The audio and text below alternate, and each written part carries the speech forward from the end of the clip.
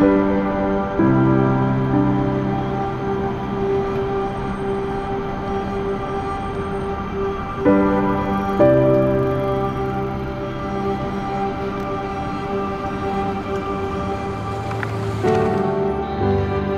do you wonder? That's good. I thought it was gonna be super specific and I was gonna be way not ready to answer. That's a good question. What do I wonder? I consider myself a really curious person. I like learning things. I just went back to school actually for that reason. I wonder about like the seasons and how like the trees can like change colors. I wonder how things work a lot of times. Wondering in a way that brings me a sense of awe is something that also brings me a lot of joy. I think I wonder about religion. I wonder how we can hear God. When I wonder about God, I wonder if we would laugh together, if we would sing or tell jokes, and just kind of what our interaction would be when we first meet each other.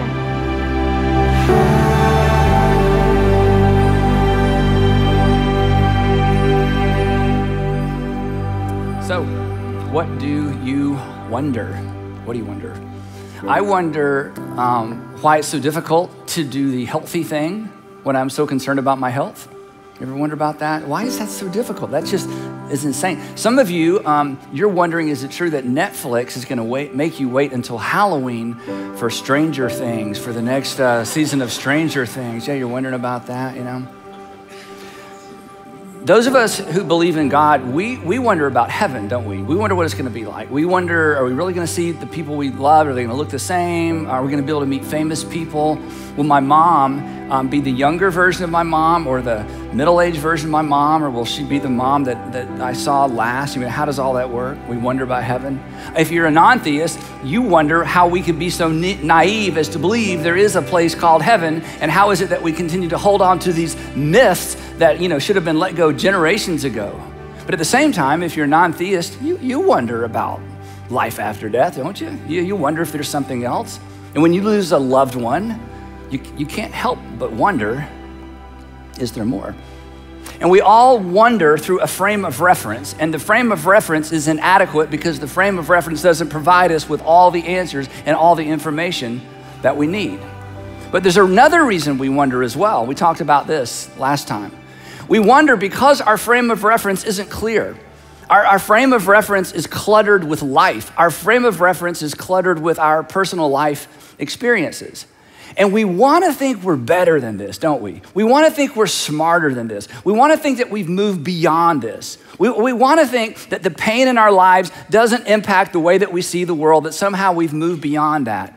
But that's virtually impossible. And the way that you see the world is impacted by your childhood, whether it was a great childhood or a not so great childhood. The truth is that's a filter through which you view the world, through which you interpret relationships. And then there's those fears and those insecurities and those things that just don't ever quite go away, and it becomes a part of a filter. And all of these things create a filter through which we see the world. And so we wonder, but we don't simply wonder through a frame of reference with limited information. We wonder through a frame of reference that's full of life experiences. Now, Christians believe something that's a little bit odd. That's why we're talking about it. Christians believe that God actually became one of us to clarify these things for us. That God actually became one of us so that we could understand, so that we could see more clearly, that he sent someone to our side of the frame to serve as a reference. So in spite of all the things that we can't know, in spite of all the things that we will never know, that we could know where we stood with him. And so for the last couple of weeks, we've looked at this little phrase, this verse written in the first century by somebody who was writing specifically to Jewish people in the first century, and this document, it's called Hebrews. It's called the book of Hebrews, but it's not really a book. It's really like a long sermon. And first century Christians found this to be so valuable, they copied it and they distributed it. And eventually it made it into our Christian Bible, our New Testament. And in his attempt to reach out to Jewish people in his community who had put their faith in Jesus, but were beginning to wander away, he made this powerful, powerful observation. Here's what he said. He said, we're to fix our eyes on Jesus. We're to fix our eyes on Jesus, who is the pioneer, the one that started it all off, and the perfecter of our faith. He said there's gonna be a lot of things that distract you. There are gonna be a lot of things you don't ever know. There are gonna be a lot of life experiences that don't add up. But we're to fix our eyes on the person of Jesus, not church, not our church experience, not necessarily the things that happened to us or the things that didn't happen for us in life, but to fix our eyes on Jesus. So if you've wandered away, if you wondered and then you wandered away, or as we said last time, if you're sort of reaching for the door of faith, you've been inside, you grew up inside. In fact, you may serve at a church, you may work at a church, you may be the pastor of a church, and you find just about impossible to continue believing. If you're reaching for the door, isn't it true? The problem really isn't Jesus. And so the question we've asked, and the question I want to ask one more time is this: what was the faith? What was the faith you've lost, fixed on, or fastened to? Or what is the faith you are losing? What is the faith that is slowly slipping away, fixed on, or fastened to? And as we approach the Christmas season, I want to encourage you, I want to plead with you, as we approach this, we basically have one more week before Christmas. Would you spend some time refastening or fixing your eyes on Jesus? Not church, not Christians, not your pastor, not necessarily the way that you were raised, not necessarily what you were taught, but would you fix your eyes on the person of Jesus? Now, today, as we continue the discussion, I want to address one obstacle that may stand in the way of you doing that, especially if you've stepped outside of faith and you think the whole idea of stepping back in or even considering or reconsidering if that just seems like it's just unimaginable to you. Perhaps this is one of the reasons you find that so difficult. Because the assumption is, and these aren't your words, these are words perhaps I put around one of your thoughts. The assumption is this, that Christianity requires mind-numbing, experience-denying faith. And faith becomes the problem. That to be a Christian, to step back inside this whole idea, to consider Jesus or to stay in this box that you feel like has become a box of religion or Christianity, it requires you to have mind-numbing. That is, there are things I just can't look at. There are things I can't look at too carefully. There are things I just can glance at, but if I focus on them too much, it's gonna erode my faith. Mind-numbing, experience-denying. I just have to pretend that doesn't happen in the world. I have to pretend that didn't happen to me. I have to pretend that didn't happen to my best friend. I have to pretend that didn't happen to my sister. Mind-numbing, experience-denying faith. Here's what I want you to know. That the original version did not.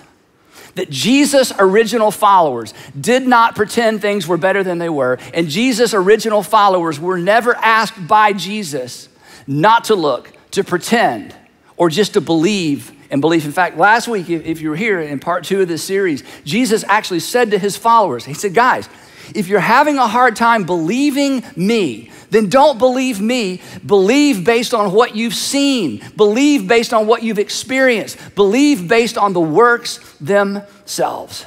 And the reason this is so confusing sometimes, and the reason sometimes the assumption is that in order to follow Jesus or to fix our eyes on Jesus, we just can't look too carefully at the reality of the world around us, is because there's so much misunderstanding about this word faith.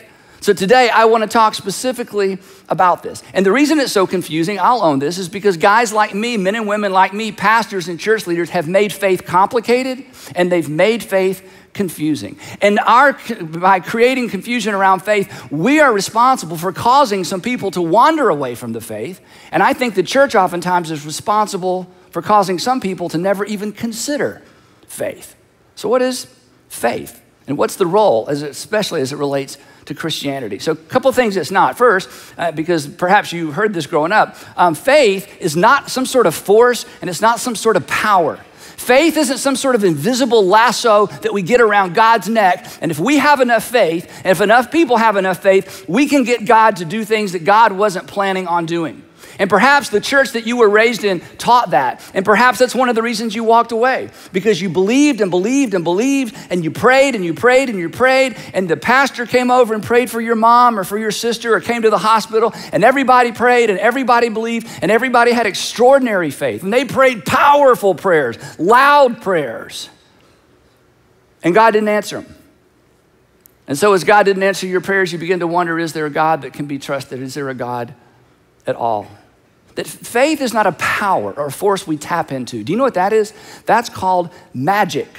That's called paganism. That is not Christian or Jewish faith. And faith is not a formula. Faith is not something you have to figure out. There's not a pen code. There's not a code that you get the code and then God starts spitting stuff out. If you figure this out, it's not something that's deep and only deep people understand it, and you've got to listen a long time and attend a long time and, stand a certain way or kneel a certain way. It's not complicated. It's not something you figure out. It's not a formula. In fact, the author of Hebrews, the very person that has invited you and invited me to fix our eyes on Jesus and to unfix our eyes on everything else, actually gives us the definition for faith. Now, here's the amazing thing. Many of us who grew up in church have actually heard what I'm about to explain or hear the verses I'm about to teach taught before, and this is the most amazing and confusing thing to me.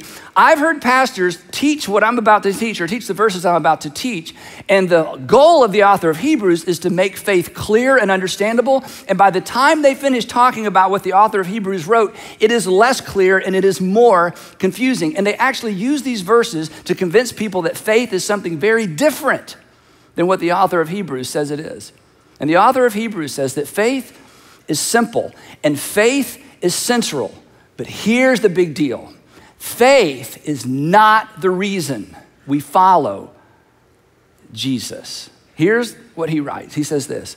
Now faith is, so he's about to give us a definition. Now he's a Jewish man, probably a Jewish man, writing to a Jewish Christian audience.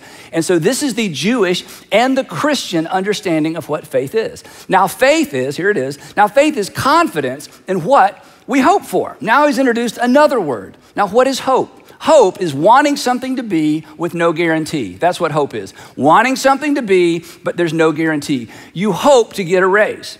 You hope to get a bonus. You hope to get married. Heck, you hope to get a date, right? So faith happens, this is important. Faith happens, or faith is developed, or suddenly there's faith. Faith happens when hope so becomes confident something will be so. That faith becomes a reality when hope so moves to confidence that something will be so. But that leads us to another question, and that's this.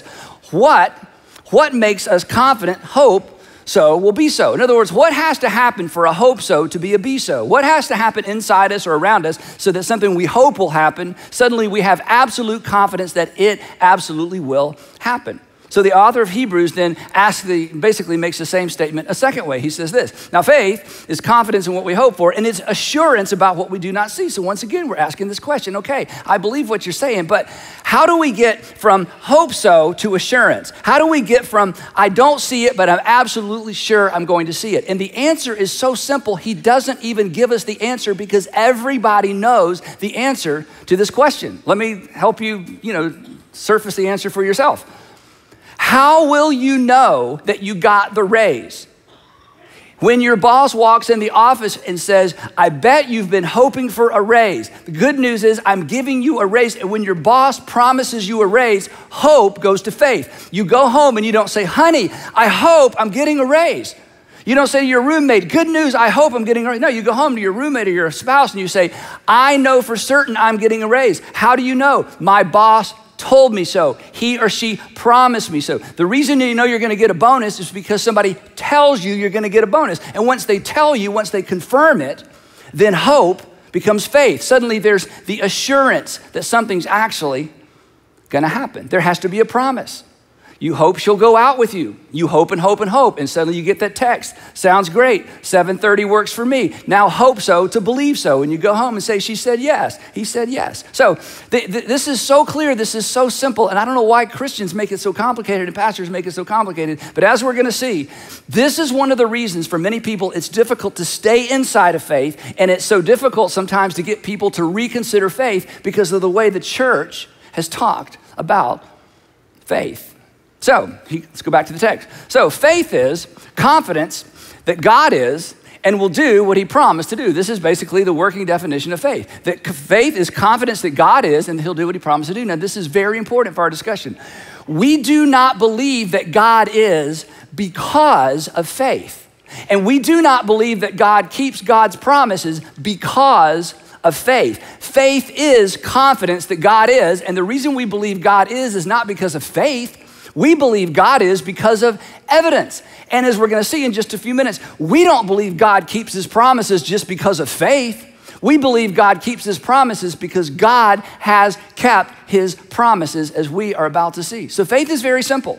Faith is simply God, confidence that God is and that he will do what he has promised to do. So back to our text. Here's what the author says. Now, faith is confidence in what we hope for, and it's assurance about what we do not see. And everybody reading this is like, that's exactly right. And you get the assurance once you get the promise. We know that. This, the author continues, this kind of faith, and then he gives us a whole bunch of illustrations. This is what the ancients were commended for. Now, if you read this text by yourself, and it's a powerful text, at this point, the author goes into a long list of what we're gonna call the heroes of Judaism, or he calls them the ancients. And these were Jewish people reading this, so they knew all of these stories. So instead of teasing out all these stories, he just goes right through this list of people, some we've heard of and some we've not. And then for all of them, he says, by faith, by faith, by faith, by faith, by faith. And what does he say? He says each of these people were given a promise, and they lived as if God existed and that God would keep that promise. That's what it means to live by faith. One of the ones he talks about is somebody most of us have heard of, Abraham. Just a quick survey, and if you're watching from home, I want you to participate. I know this is kind of clunky, but if you've heard of Abraham before you came today or before you turned on the television, would you raise your hand if you've heard of Abraham before? Yeah, you heard of him. Okay, just wanted to make sure. Okay, so one of the folks he talks about is Abraham, and he says Abraham left home. Well, why did Abraham leave home? What is it his mom's cooking? You know, his brother kept wearing his clothes. You know, why did Abraham leave home? He left home because God said, I want you to leave home and I'm going to show you a place that you don't know of. So Abraham believed God's promise and he acted on that promise. That's what faith is. He talked about a guy many of us heard about growing up in church, a guy named Gideon. Gideon has the original 300 story. He did not defend a pass in Thermopylae, against the Persians. This was the original story of the 300.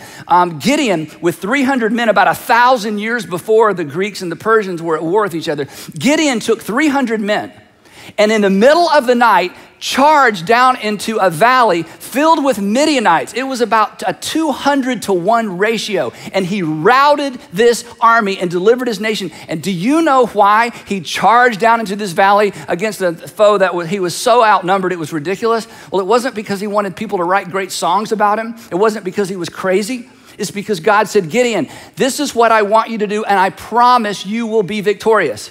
And Gideon acted on God's promise. That's what it means to live by faith. Then most of us, probably all of us have heard of Moses. Moses left Egypt as a fugitive.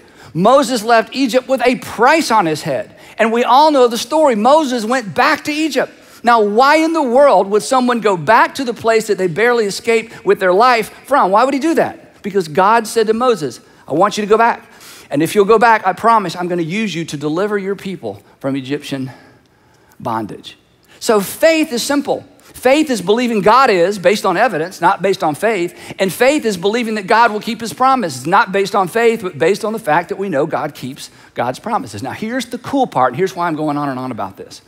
All of these heroes of the faith that he lists, all of these, the ancients, as he talks about them, all of these ancients were commended by responding to God's promise, but all of them believed in God's global promise for the world. Because God spoke to Abraham about 2,000 years before Jesus shows up. This is amazing. About 2,000 years before Jesus shows up, God speaks to Abraham, and God made Abraham a promise. And all of these characters in the Jewish scripture, they knew God's promise to Abraham, and they lived their lives not only in light of God's personal promise to them, they lived their lives in light of God's global promise to the world. And here's what God said to Abraham about 2,000 years before the time of Jesus. This is amazing. He said, talking to Abraham, I will make you into a great nation. Now let me ask you a question. Okay, this is a Bible question, but everybody knows the answer. Did Abraham eventually become a nation? It's not a trick question. Did Abraham eventually become a nation? Yes, in fact, Abraham eventually became several nations. So this actually happened. And here's something fascinating. I'm guessing probably nobody in the room or nobody watching can name a single person that eventually became a nation other than Abraham.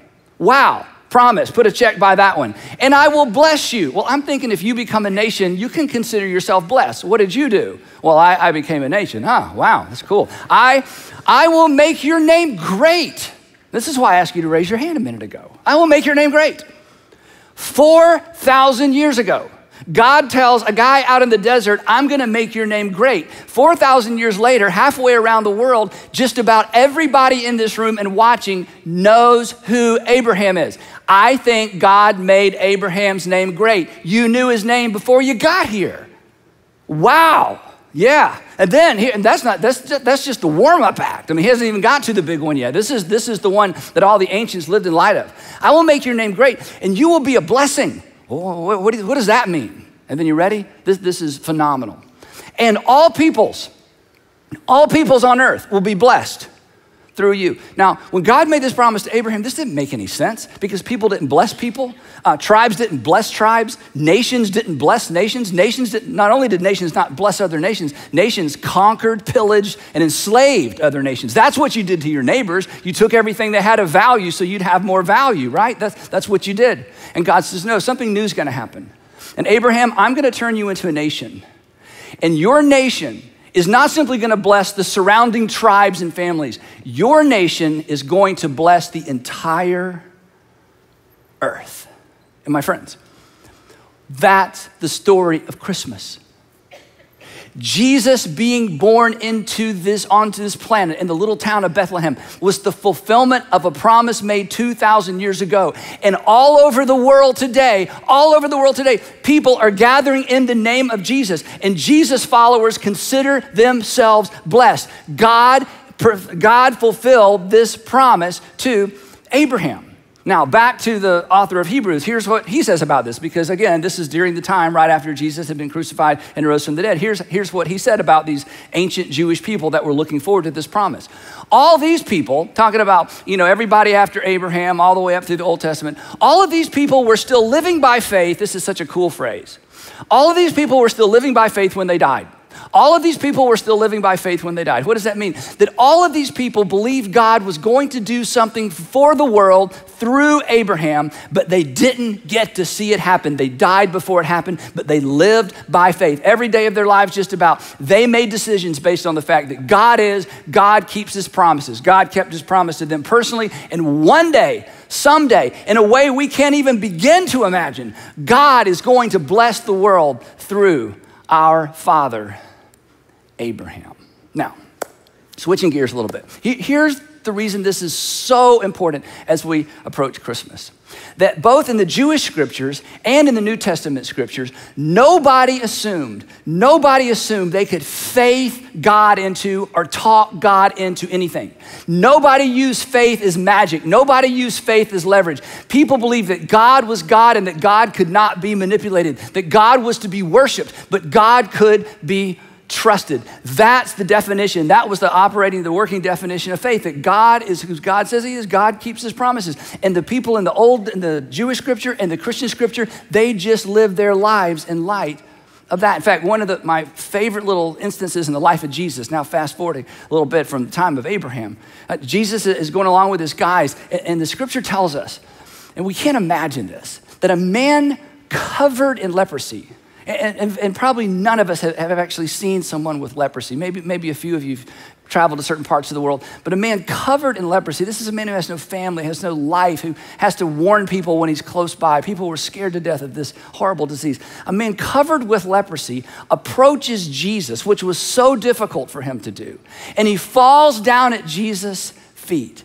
And he makes this statement, and I just think this is so precious. This is so powerful. This is an example of perfect faith. You ready? Here's what he said. Lord, which was a title of respect. Lord, if you are willing, you can make me clean. Not, Lord, I believe you will, I believe you will, I believe you will, I believe you will. My friends are back home praying, we believe you will, we believe you will. No, that's presumption. Lord, I have perfect faith. Don't miss this. I have perfect faith that if you are willing, you can. And why would a leper be absolutely confident that Jesus could heal him? And the answer is because he knew Jesus had healed other people. He did not go to Jesus because of faith. He went to Jesus because of evidence and because of what he'd seen, because of what he heard. He was absolutely confident that Jesus could do for him what he needed done. And I love what Jesus says. I love this.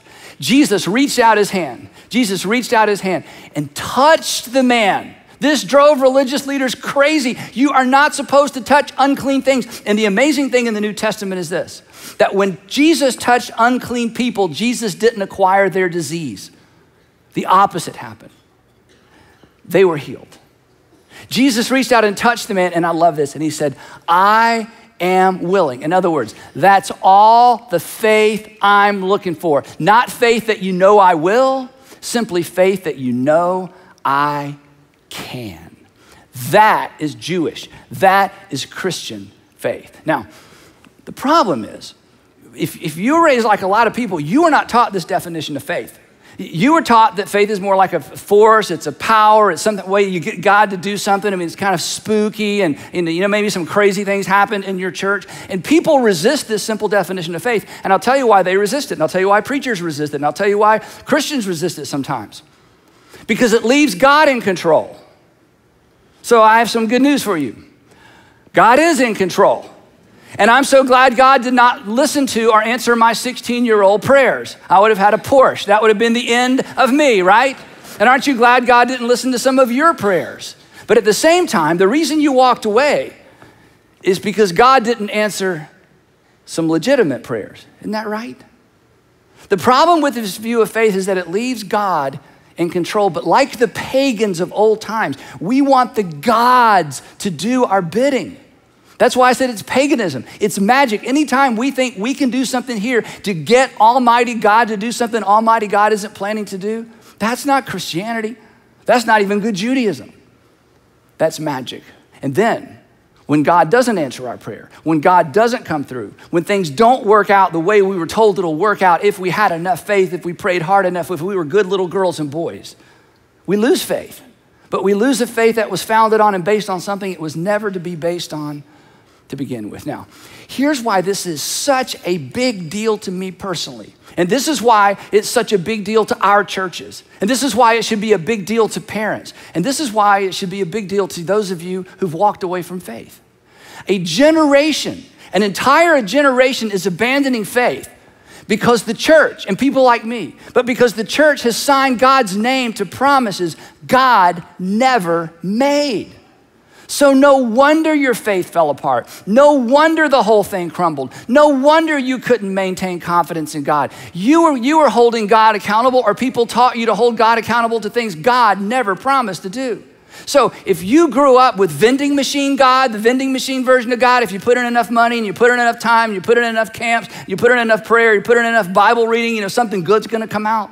Or if you were raised on the bad things never happen to good people, version of faith, of course you lost faith. That's not even Christian faith. That has nothing to do with the foundation of our faith. God never promised any of those things. But here's the fabulous news. God did not demonstrate his love for you. And God did not demonstrate his concern for you by promising nothing bad would happen. He did not demonstrate his love and concern for you by promising that every illness would be healed. And he did not demonstrate his love and concern for you by promising a flawless, perfect book. God's promise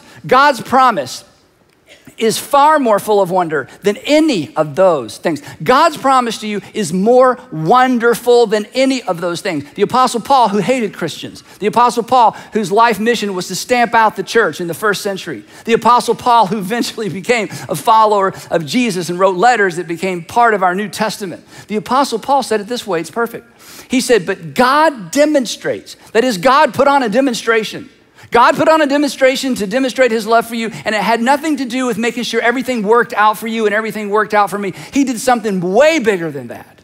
But God demonstrates his own love for us in this: while we were still sinners, and the reason this was present tense for the Apostle Paul is that he was alive when Jesus died. So this is very personal to him. He was saying, while I was still a sinner, while I was still creating a whole lot of this, while I was still responding negatively and poorly to a whole lot of this, while I was trying to overcome some of this, while I was still present tense a sinner, or the way that he would write it for us, while you were still a sinner, while you were making decisions that you knew were contrary perhaps to God's will, or perhaps you made decisions and you didn't know anything about God's will, while you were still a sinner, The fact that God knew that you would live and knew that you would sin, God went ahead anyway, and he sent his son to die for us while we were still sinners. Christ died for us.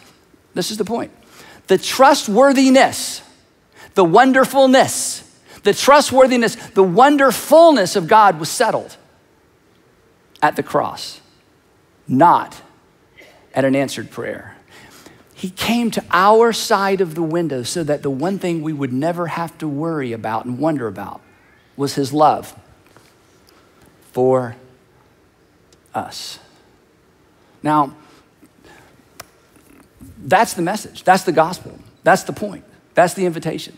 That's why, regardless of what you've believed and regardless of what happened, there's always a time, and it's always appropriate for you to unfocus on some things and maybe some things that happened or didn't happen or you were promised that didn't come true, and to refocus your attention on Jesus. This is the wonder that we should never, ever lose. The wonder demonstrated at the cross, the wonder of his love. And here's the reason I just want to be as emphatic as I possibly can. The ancients, they looked forward and believed. We are on the other side of God fulfilling the big one, of God fulfilling the extraordinary one, the God fulfilling his promise to Abraham that I'm going to bless the nations through you, Abraham. And we are on the other side of that. And it is undeniable.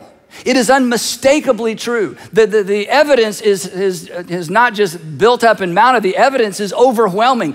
God kept that promise. That's why 1/3 of the world's population actually believes that Jesus is divine and came from God. This is exactly what God promised would happen to Abraham and through Abraham. He kept his promise to the world, and he kept his promise to you. So all of us, whether you're inside, outside, all of us, whether you're on the outside and wishing there was a way to get back in, and whether you're on the inside and leaning out, all of us have been invited to do the one thing we should always do, to simply fix our eyes on Jesus.